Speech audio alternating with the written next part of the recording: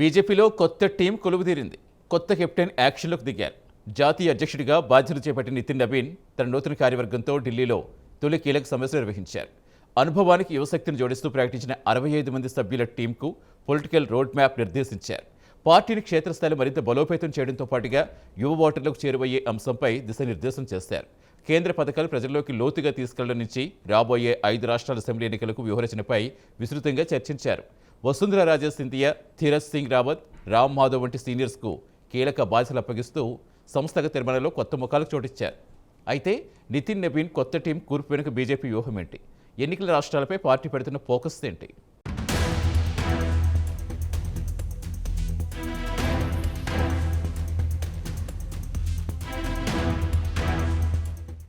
BJP జాతీయ అధ్యక్షులు నితిన్ నబీన్ దూకుడు పెంచారు. కొత్త టీంను ప్రకటించడంతోనే సరిపెట్టకుండా తన బృందం ముందున్న లక్ష్యాలేంటో తొలి సమావేశంలోనే స్పష్టత ఇచ్చే ప్రయత్నం చేశారు.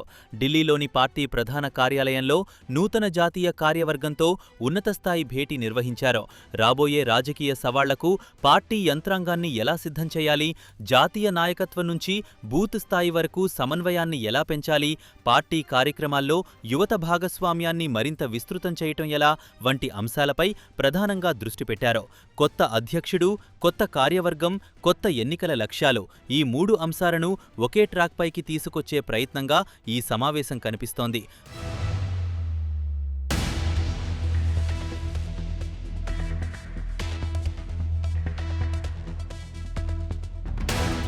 బీజేపీ సంస్థాగత బలానికి బూత్ వ్యవస్థనే పునాదిగా భావిస్తుంటుంది. ఇప్పుడు ఆ నెట్వర్క్ను మరింత పటిష్టం చేయటంపైనే నితిన్ నబీన్ ఫోకస్ పెట్టారు. క్షేత్రస్థాయిలో పార్టీకి ప్రజలకు మధ్య అనుసంధానాన్ని పెంచడంతో పాటు యువతను పెద్ద ఎత్తున పార్టీ కార్యక్రమాల్లో భాగస్వాములం చేయాలని భావిస్తున్నారు. అత్యంత పిన్న వయస్కుడైన బీజేపీ జాతీయ అధ్యక్షుడిగా నిలిచిన నబీన్ నాయకత్వంలో నెక్స్ట్ జనరేషన్ ఓటర్లతో కనెక్ట్ కావడం పార్టీకి కీలక లక్ష్యంగా కనిపిస్తోంది. సంప్రదాయ కార్యకర్తల బలాన్ని కొనసాగిస్తూనే కొత్త తరం ఓటర్ల ఆకాంక్షలకు అనుగుణంగా రాజకీయ కమ్యూనికేషన్ను తీర్చిదిద్దడమే ఈ వ్యూహంలోని కీలకాంశం.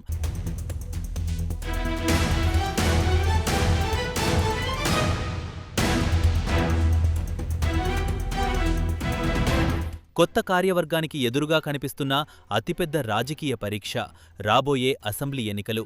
ఉత్తరప్రదేశ్, ఉత్తరాఖండ్, పంజాబ్, మణిపూర్, గోవా ఎన్నికలకు పార్టీ కార్యాచరణను ఇప్పటినుంచే సిద్ధం చేయటంపై భేటీలో చర్చ జరిగింది. ఈ 5 రాష్ట్రాల రాజకీయ పరిస్థితులు ఒకేలా లేవు. స్థానిక సమీకరణాలు, ప్రభుత్వ పనితీరు, పార్టీ సంస్థాగత బలం, ప్రత్యర్థుల వ్యూహాలు ఒక్కో రాష్ట్రంలో ఒక్కో రకంగా ఉంటాయి. అందుకే ఢిల్లీలో ఒకే వ్యూహాన్ని రూపొందించి అన్ని రాష్ట్రాల్లో అమలు చేయటం కన్నా స్థానిక పరిస్థితులకు అనుగుణంగా ఎలక్షన్ మోడళ్లు సిద్ధం చేయాల్సిన అవసరం ఉంటుంది. కొత్త టీంకు ఇదే తొలి పెద్ద రాజకీయ పరీక్షగా మారనుంది.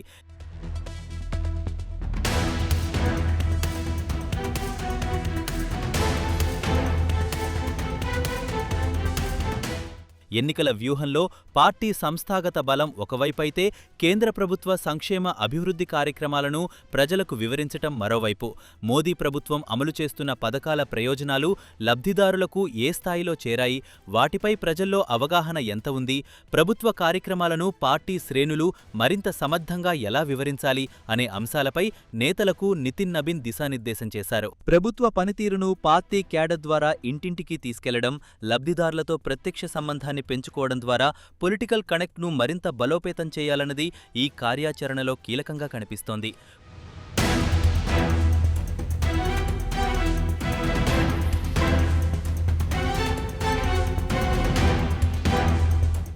కొత్త కార్యవర్గం కూర్పులో అనుభవానికి ప్రాధాన్యమిస్తూనే కొత్త నాయకత్వానికి అవకాశమిచ్చారు. 65 మంది సభ్యుల జాతీయ కార్యవర్గంలో 13 మంది జాతీయ ఉపాధ్యక్షులు, 8 మంది ప్రధాన కార్యదర్శులు ఉన్నారు. జాతీయ ఉపాధ్యక్షులుగా వసుంధర రాజే సింధియా, ధీరజ్ సింగ్ రావత్, రామ్ మాధవ్ తదితరులను నియమించారు. వేర్వేరు రాష్ట్రాల్లో పాలన, పార్టీ వ్యవహారాలు, ఎన్నికల రాజకీయాల్లో అనుభవం ఉన్న నేతలకు జాతీయ స్థాయిలో బాధ్యతలు అప్పగించడం ద్వారా ప్రాంతీయ అనుభవాన్ని పార్టీ కేంద్ర వ్యవస్థకు అనుసంధానించే ప్రయత్నం చేశారు. మరోవైపు పార్టీ సంస్థాగత వ్యవస్థలో కొనసాగింపునకు ప్రాధాన్యమిచ్చారు. జాతీయ ప్రధాన కార్యదర్శిగా సంస్థాగత బాధ్యతల్లో బిఎల్ సంతోష్ కొనసాగనున్నారు. సంయుక్త ప్రధాన కార్యదర్శులుగా శివప్రకాష్, సౌదాన్ సింగ్ వ్యవహరించనున్నారు. బీజేపీ జాతీయ నాయకత్వం, రాష్ట్ర యూనిట్లు, క్షేత్రస్థాయి వ్యవస్థ మధ్య సమన్వయంలో ఈ పోస్టులు అత్యంత కీలకం. కొత్త అధ్యక్షుడు వచ్చినప్పటికీ సంస్థాగత వ్యవస్థలో అనుభవం ఉన్న నాయకత్వాన్ని కొనసాగించటం ద్వారా కొత్తదనం, కొనసాగింపు రెండింటి మధ్య బ్యాలెన్స్ చేయాలన్న వ్యూహం స్పష్టంగా కనిపిస్తోంది.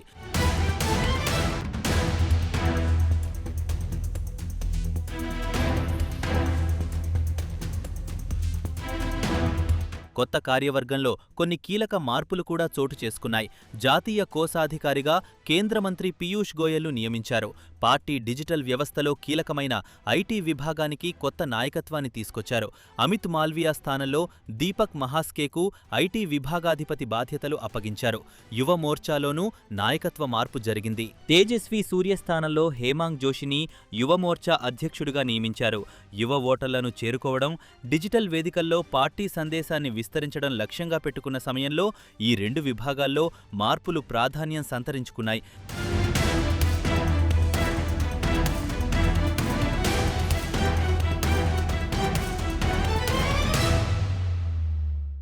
నితిన్ నబీన్ కొత్త బృందానికి ప్రధానమంత్రి నరేంద్ర మోదీ కూడా శుభాకాంక్షలు తెలిపారు. ఎక్స్ వేదికగా స్పందించిన ప్రధాని, అనుభవం, యువశక్తి కలగలిసిన ఈ బృందం ప్రజాసేవలో ముందంజలో ఉంటుందని ఆకాంక్షించారు. ప్రధాని ప్రస్తావించిన అనుభవం, యువశక్తి కాంబినేషన్ కొత్త కార్యవర్గ కూర్పులోనూ కనిపిస్తోంది. సీనియర్ నేతల రాజకీయ అనుభవాన్ని కొనసాగిస్తూనే ఐటీ, యువమోర్చా వంటి విభాగాల్లో కొత్త ముఖాలను తెరపైకి తీసుకురావడం ద్వారా పార్టీ భవిష్యత్ నాయకత్వాన్ని కూడా సిద్ధం చేస్తున్న సంకేతాలు కనిపిస్తున్నాయి.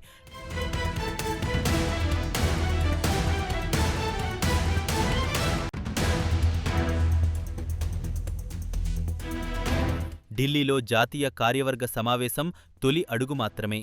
ఇక పార్టీ రాష్ట్ర యంత్రాంగంతో నేరుగా సమన్వయం పెంచే దిశగా నితిన్ నబీన్ అడుగులు వేయనున్నారు. వివిధ రాష్ట్రాల బీజేపీ అధ్యక్షులు, ఇన్ఛార్జీలతో పాటు పార్టీ పాలిత రాష్ట్రాల ముఖ్యమంత్రులతో వరుస సమావేశాలు నిర్వహించనున్నారు. జాతీయ నాయకత్వం రూపొందించే రోడ్ మ్యాప్ను ఆయా రాష్ట్రాల రాజకీయ అవసరాలకు అనుగుణంగా అమలు చేయటమే ఈ భేటీల్లో కీలకం కానుంది. అంటే కొత్త కార్యవర్గాన్ని ప్రకటించిన దశ నుంచి బీజేపీ ఇప్పుడు ఎగ్జిక్యూషన్ మోడ్లోకి వెళ్తోంది. రాబోయే ఎన్నికల్లో ఈ కొత్త టీం పనితీరే నితిన్ నబీన్ నాయకత్వానికి తొలి రాజకీయ కొలమానంగా మారనుంది.